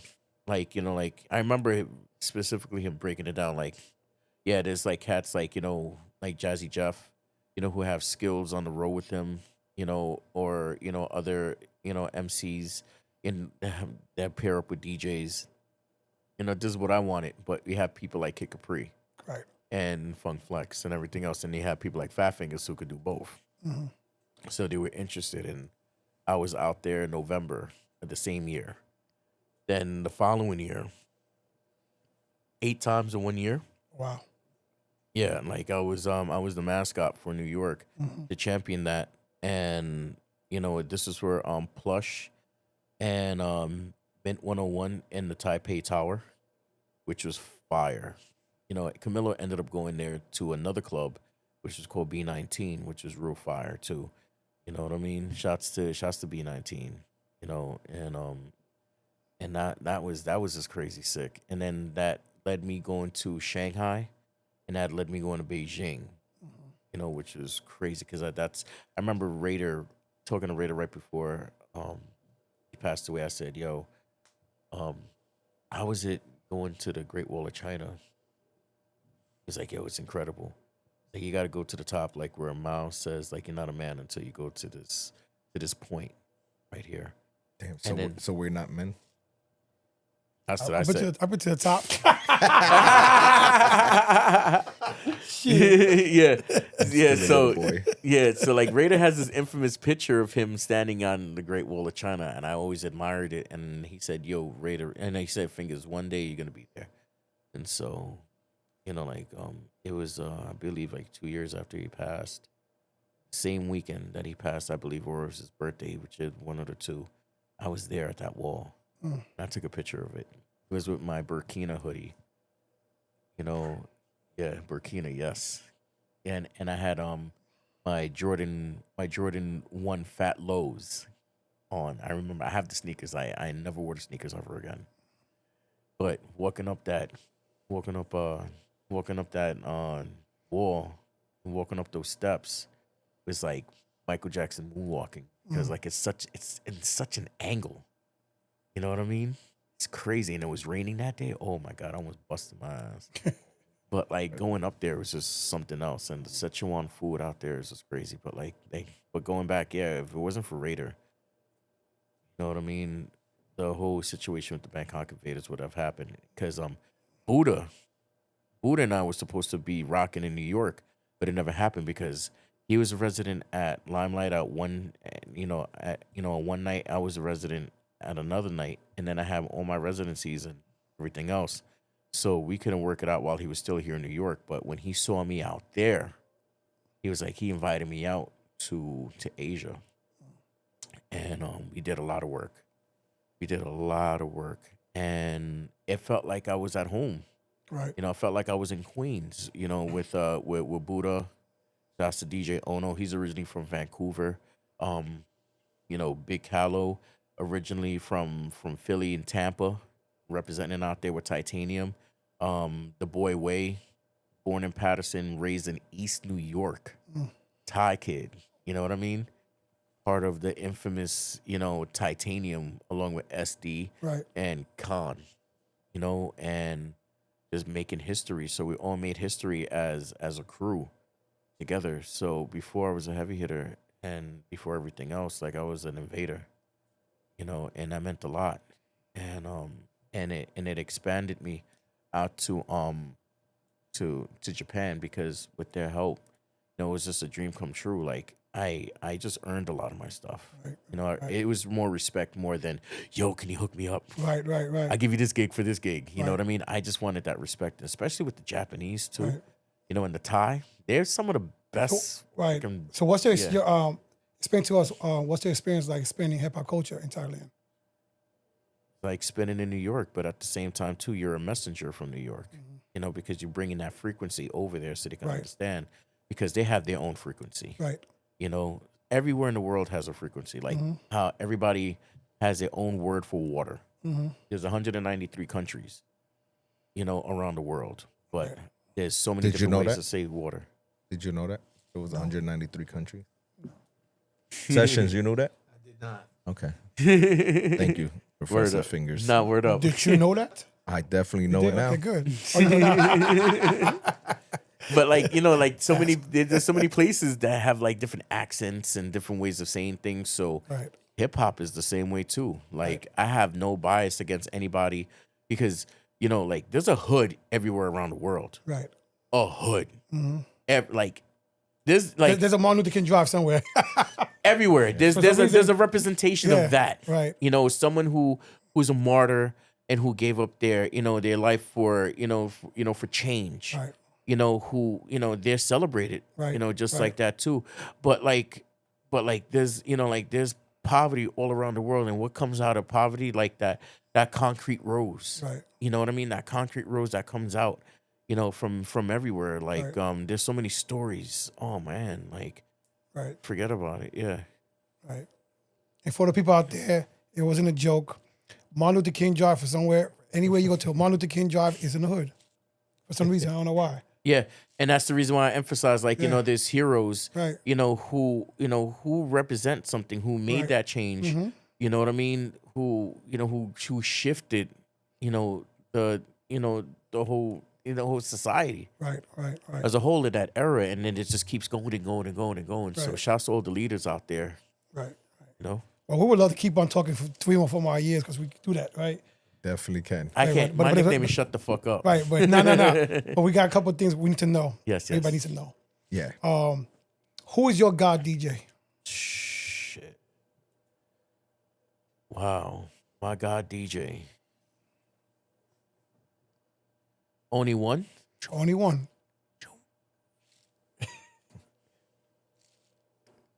Armin van Helden.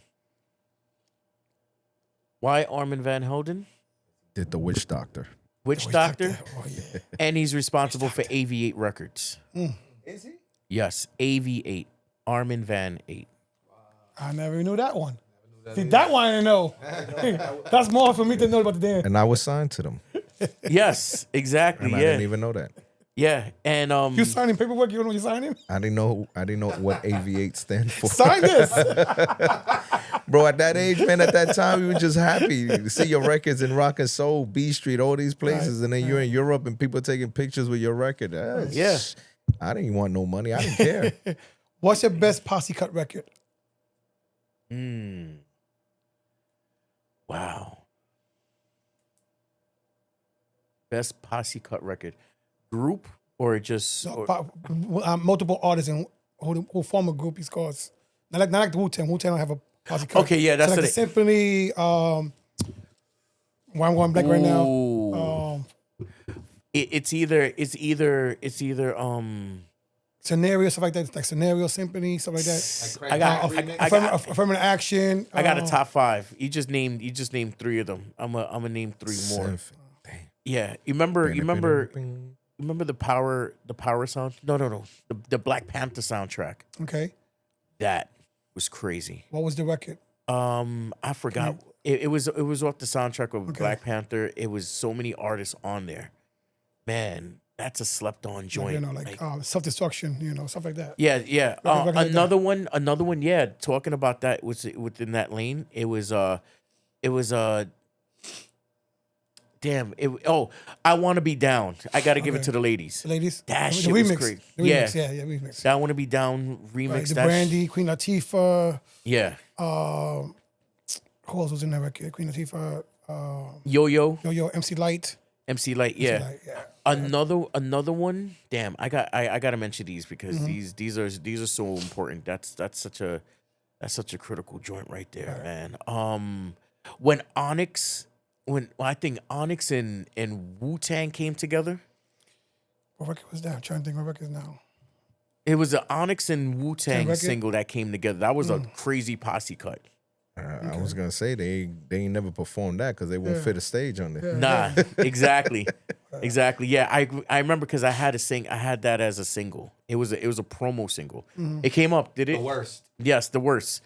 Yeah, first things first, and you forget what the worst. Wu-Tang. Yeah, Onyx. Okay. Yeah, I remember. I didn't see Yeah, Oh, that's fire. That must have been a mix. D&D All Stars. Oh, okay. Okay. Yeah. All See? Stars. That was a dope record. I too. wonder why did it in the time. Yeah, there's so many. There's Yeah, so many. No, there's a lot. There's a lot. Especially back then. Now it's nothing. But Yeah. back then, favorite place to DJ.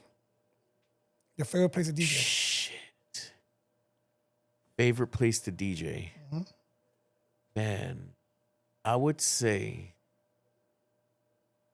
Oh man, Switzerland is fucking fire. Switzerland's dope. Switzerland, yo, Switzerland. There's a party called Shake Shake Shake. Shouts to Mike Swift. Shouts to the Suprema Sounds. You know, the plaza in Zurich. Okay. That place is fire.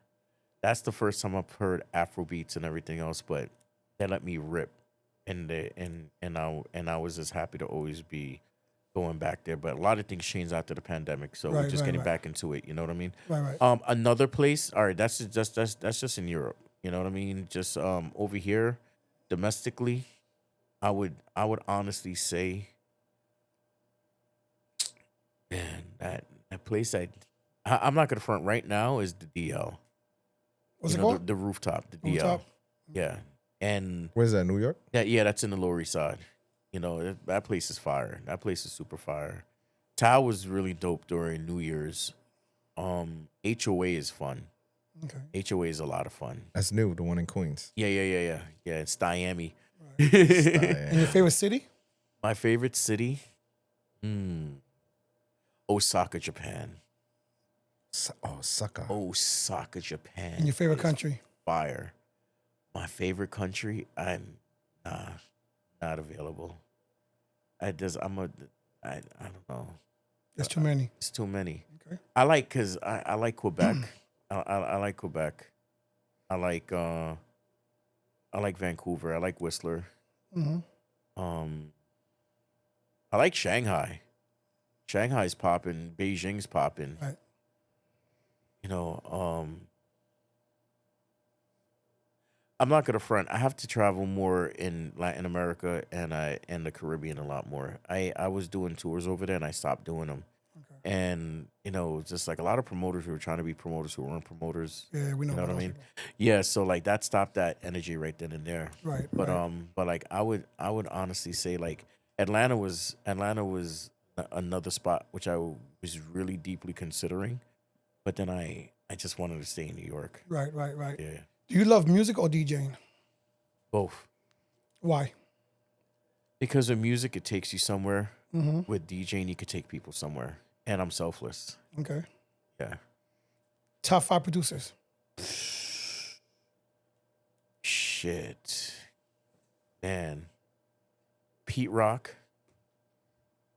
DJ. Yeah. Let me see. Pete Rock, DJ Scratch. Wow. DJ Scratch is an incredible producer. Damn, forget about it. Let's not talk about hip hop right now. Let's talk about Yeah. DJ, I mean, it's open. Any market. Yeah. DJ Nelson and Looney Tunes. Wow. Green Velvet.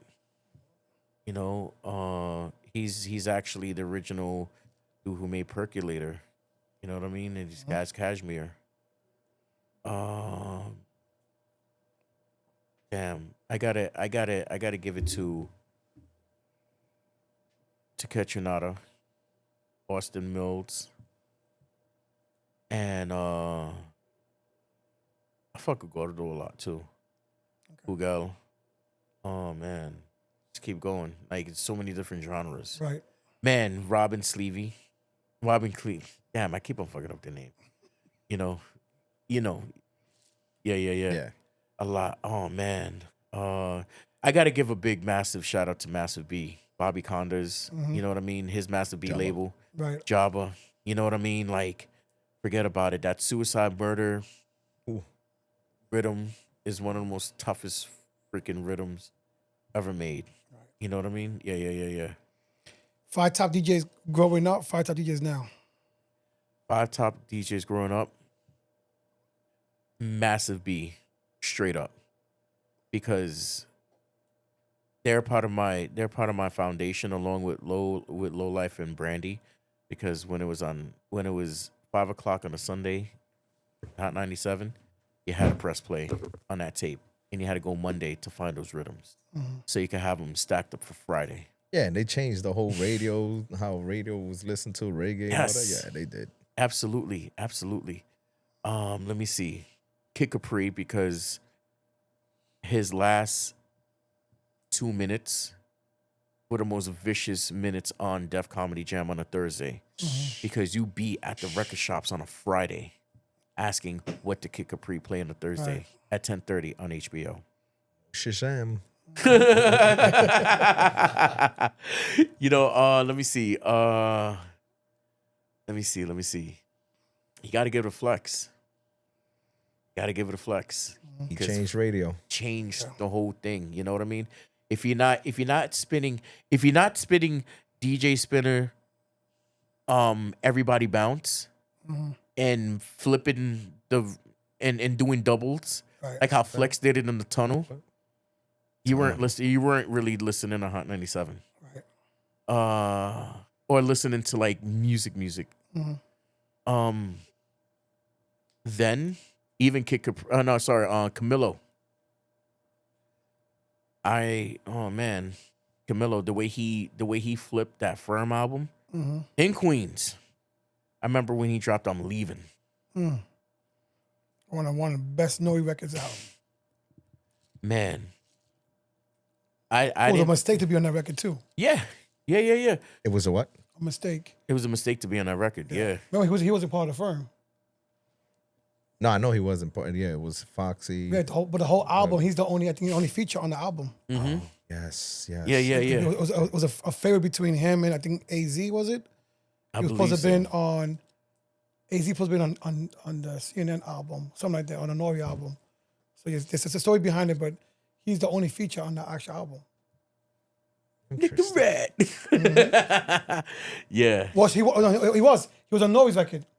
He was on Nori's the best posse cut record with Pun and everybody else on the Cameron. Oh man. Fucking Swiss Beats made the producer record. Why can't I fucking name his record? Band right from now? New York. Band Oh, no, Band no. for TV. Band Band for for TV. TV. I'm mixing So- up from Live from New York. Yes, Yeah. Band Yeah. for TV was the favorite for Nori being on the Firm album. Wow. One of my favorite records. Yeah. Yeah, who kicked it off? Yeah. Nori know this. Nature. Nori know that. Yeah. That wasn't AZ. It was Nature, not AZ. Nature, It was yeah. Nature. I hope. Shouts to Queens. Yes, the Queen shit. Yeah, That's yeah, a big. yeah. That's a big record. That's one of the best cop. I think one of the best posse cut records. Mm-hmm. Band for Yeah, TV. by far. And I gotta give Beat Nuts Watch Out Now Yeah. as a posse cut record. Yeah, that was a crazy ass record What right about there. Scenario? Scenario, that's hands down. That's God. Gotta That- be number That's the one. God. That's, Remix that's, original. I like the remix, but the I like the original is original fire. high too. yeah. We gotta talk about Live at the Barbecue 1 and 2. Barbecue, Oh, yeah. man. Yes. Nasty Nas. Nasty Nas. And your man from When from the hell Queens, for, when the hell for punching the nun or when the punching Jesus. When I was 12, I went to hell for snuffing Jesus. Oh, my was it God. Akinelli on that record? Akinelli was on that record too or no? Akinelli? No. Not on Not Live Live at the at the Barbecue. Uh-uh. That was Red Hot. I don't remember because I never got past Nas. You know what I mean? It was MC Search. Yeah. It was Red Hot. Who else was on there? Whatever. What's the joint that Akinelli was on? Wasn't Akinelli and Nas on the record together back then? God, Yes. I forgot. Yeah. Yeah, Because they even was. though you mentioned, yeah, he's googling it up. Yeah. While he's googling that, your top 5 DJs now. Top 5 D. Oh, wait a second. Right before we go into that, the best posse cut record we forgot, Live from MSG. Right. The recording from Mr. C. You know, which had Biggie, Yeah, Big Tupac. Shaheem, Big Daddy Kane. Big- Yeah. And then the last one. Oh my God, he was one of the dancers turned MC. Big Scoop. Miss Scoop. Yeah. Miss Scoop. Yeah. Okay. So now DJs. Live barbecue. Live the barbecue. Is Akinelli on that record? Thought he was. No. Oh wait, Nas, Fatal, Akinelli, Large. Yeah, see, he was on the record. Oh, he was. Wow. I didn't even. Who was on the record? What's the record actually called? Live at the barbecue. I apologize. I only play one verse and then I'm out. Yeah, I didn't know he was on there. The only record I knew. Damn. from it was I Killing apologize. Move. Large Professor, if you listen to this, I'm sorry. Yeah, I didn't even know he was on there either. Shouts to Large Professor. He's super cool. Yes. Yo, and damn, we can't forget about Tony Touch. I ain't in front, man. Oh, man. Yes, it was Nas, Joe Fatal, and Akinelli. That's it. It wasn't MC Search was on that record, right? Main source. Live at the Oh barbecue. no! No, you're talking about Back to the the Grill, grill yeah. again. Back Well, to that's- the that grill was again. Search's record. Back to the grill again. Yeah. The grill again. Yeah. That's the one I was talking about. Sorry, excuse me. So, Man, you play Protect Your Neck after that. but that's not a posse cut though. No. That's a group, yeah. Yeah. Group, so Okay, so top DJs right now. right now, yeah. James Hype. Okay. James Hype. DJs. I don't care if you're. Is he a DJ? DJ? Yes, he is a DJ. Like I seen clips, James. but I never seen Hype. him live. James fucking Hype. Fucking amazing what he could do on those CDJs. Yes, he's using sync, but what he's doing and how he's getting creative with that, fucking bananas. One of the dudes did some crazy shit on 7 CDJs from Swedish House Mafia. I forgot which one it was. Crazy. There's this dude named 6ix9ine Beats from Poland. Bananas. A lot of Japanese DJs. I want to, you know what? I want to go to Japan and just train. I just want to train with damn man, with Fumi, with Rena, with Akakabi. You know what I mean? With Izzo, with Tashi, with like I used to work with Honda. You know what I mean? That was actually one of my that was actually one of my first plugs into Japan because I used to work at his H272 store. You know what I mean? So how did DJ Lead hitting? Lead is a beast. Lead is cool people. Lead actually did something revolutionary in Japan. Speaking about that, I got to give it up to Lead too because when in Japan you weren't really able to dance, you were just able to stand around because a lot of Japan took something that New York had, which was a cabaret license. You were not able to dance in the clubs. Really? So that's the reason why a lot of the Japanese just stood and just watched you instead of them dancing at the time. Lead broke those rules, and got arrested for that. At Harlem? I think a couple of spots before Harlem. But he stood up for that. I got to give it up to DJ Lee for being, a revolutionary with that. We're progressing the Japanese nightlife market. But I remember the first time going to Japan and they didn't dance. I was like, yo, am I doing good? I'm throwing everything at them. And they're like, Germany does that also. Germany does that too. Yeah, and that's that's sort of like the like how EDM situations happen, like house situations happen when they look at the DJ. Right. And in New York, they just dance. They don't look at the DJ. But a lot of other places, they watch the DJ. They take in what the DJ's doing. They look at how they lift the turntables. No, sorry, the turntable needles. The tone arms and everything else. Like the way he has his hands on the fader, or she has the hands on the fader. Shouts to all my ladies who are DJs. I consider the word DJ unisex. Thank you so much for saying that, and that's what we say all the time. Just because you're a female DJ, you're a DJ. Bottom line, the DJ is not a female or a male. You're a DJ. Yeah, happy to be a female. That's it. Yeah, that's it. That's the only difference. Word. And until to this day, one of my favorite DJs to this day is Coco Chanel. That's what I like to interview Coco her. Chanel, even 20 years post, she is still. Yeah, I seen her the last time I got to see her on the Salt and Pepper tour, like 2 or 3 years ago, maybe longer than that. Bananas. Yeah, bananas. Yeah, she's a bananas. Oh man, another DJ. This right now, Green Velvet, hands down. Green Velvet is knocking them out the park. Still, knocking them out the park. Man, that dude is sick. The way his voice sounds, the way he be talking into the mic, he like like little things like that, and he makes some of these house records sound dark. You know what I mean? Like the way he puts his voice in, he does it live too. Camera's ready, prepare to flash. Little things like that. Yeah. And I would say, to this day right now, who still gives it up, man. Cam still gives it up to this day. You know what I mean? I would say Cam still got that energy. Camilo? Yes. Killer still got it. Warning. You know what I mean? And let me see. And on some like other crazy ass big room shit, like I would give it a Fumi from Japan. Wow. Fumi. It's a lot of top fives. Yes. It's hard. It's very hard. Yeah. Listen, we would love to sit down and talk for another 2 more hours. Yeah. And 3 hours, 4 hours, but I got one more. Yeah, go ahead. Since you've been all over the world and traveled so much, what's the most embarrassing thing that's ever happened to you?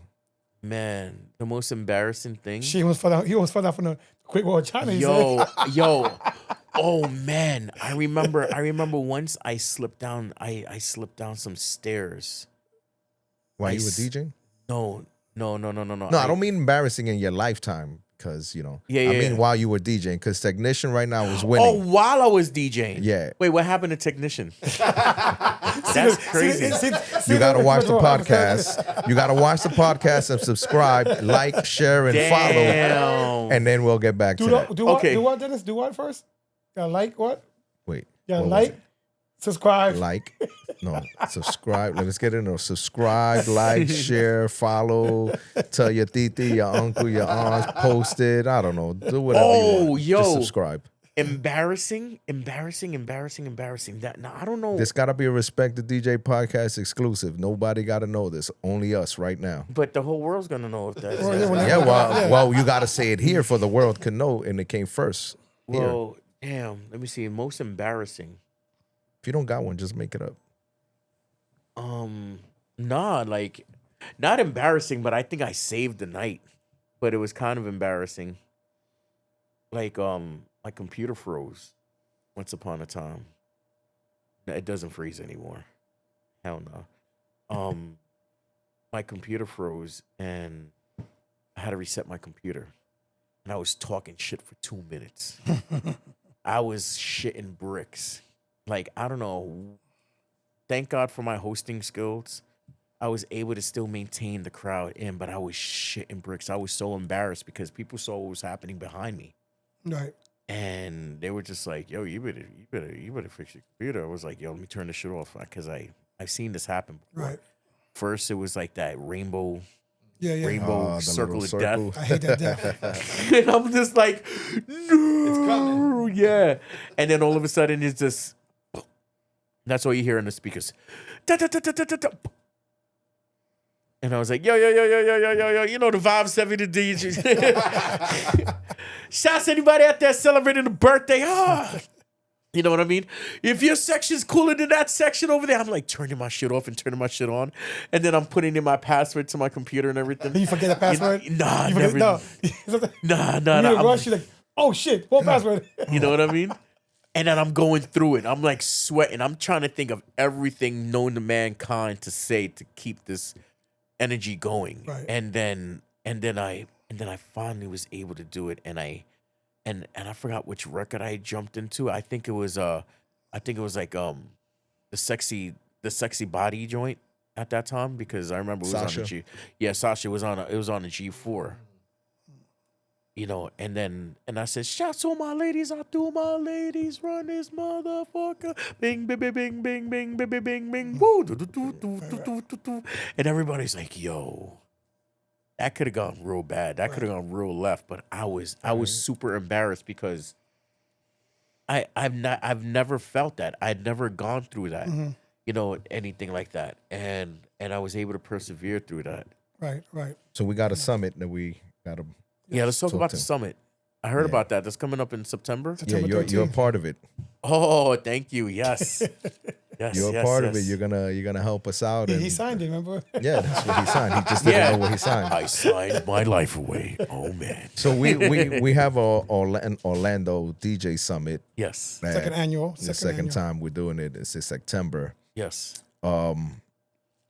It's just bringing awareness to all the DJs, not only in Orlando. We try to do in Orlando, but it ain't only It's work called in Orlando, because of the city we live. yeah. Right, so right, we had right. people from New York, Yeah, we had last year people from New Tampa, York, Tampa, Miami. Miami. They flew out. But California came respectively, Orlando's like the third, like the eighth borough of New York. Yeah. Yes, it You know is. what I mean? So it's yeah. Yeah. No, but like It's listen, bring the OGs with the new generation together. yeah, that's needed. That's needed. You know, teaching the culture to both, because the OGs also need to learn from the young generation and young generation need to learn from OGs, stuff like that. You do not want to look like John Witherspoon out, you know, Right. in a house party talking about what is that, public enema? Yeah, right. You don't want to look like that guy. And you don't want to look like that YN Right. that shits on the OG, which Right. the OG can help you because the OG holds currency because longevity is currency. Right. You know what I mean? Because let's talk about it. How many DJs have you known that came up in your same era who is still relevant to this day? Right. And how many out of how many DJs who are still doing it right now Right. out of your era? who are still doing it big. Right. Probably like 10,000, and then all of a sudden there's 2, 3, 4, or 5. Right.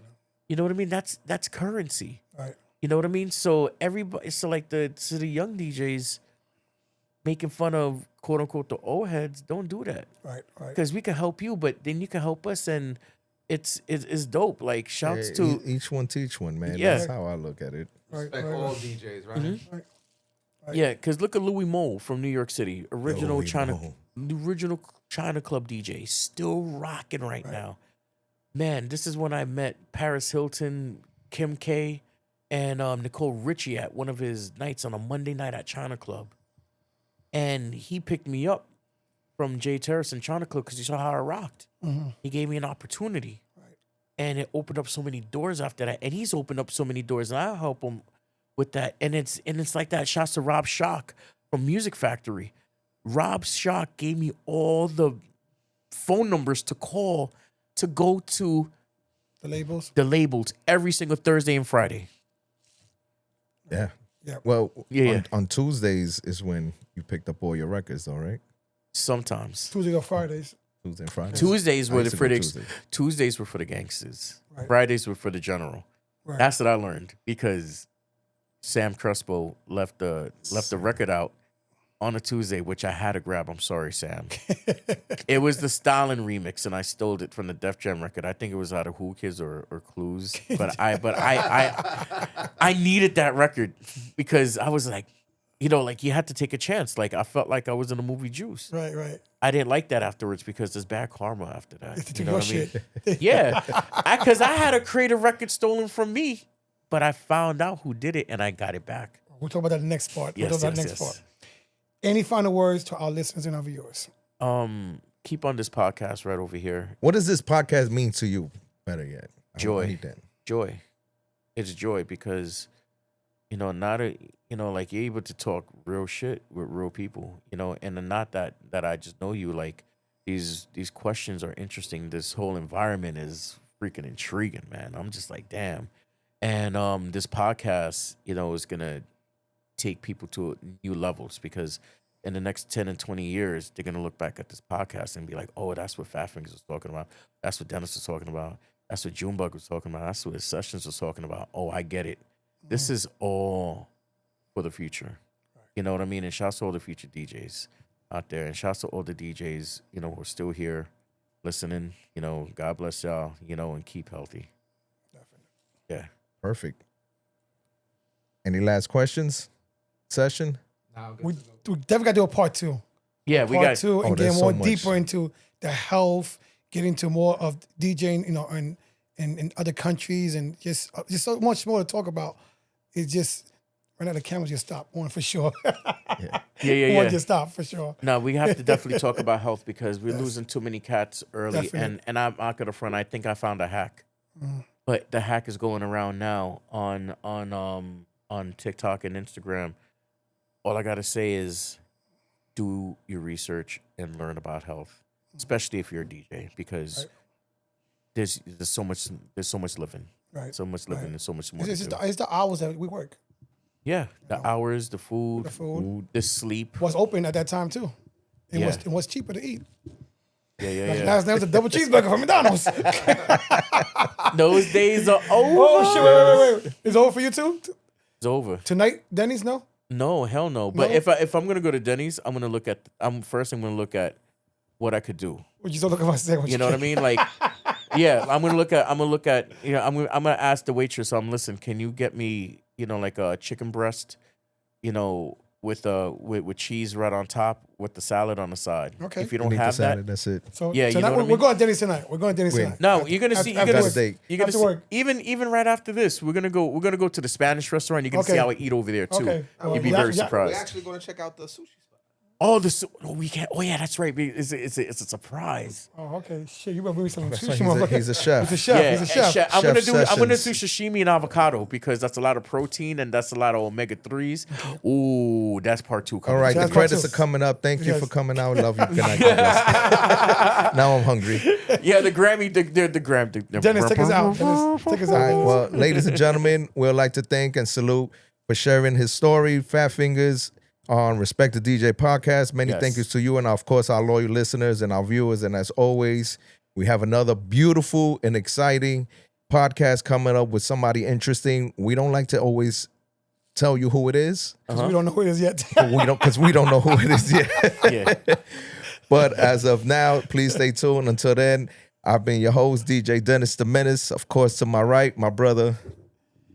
The one and only DJ Junebug. And to my left, DJ Session. K, you missing? We'll see you in the next one. Peace and love. We out. Fatfingaz, we love you. We love you too, man. My fingers love you, boys. I got that, but I'm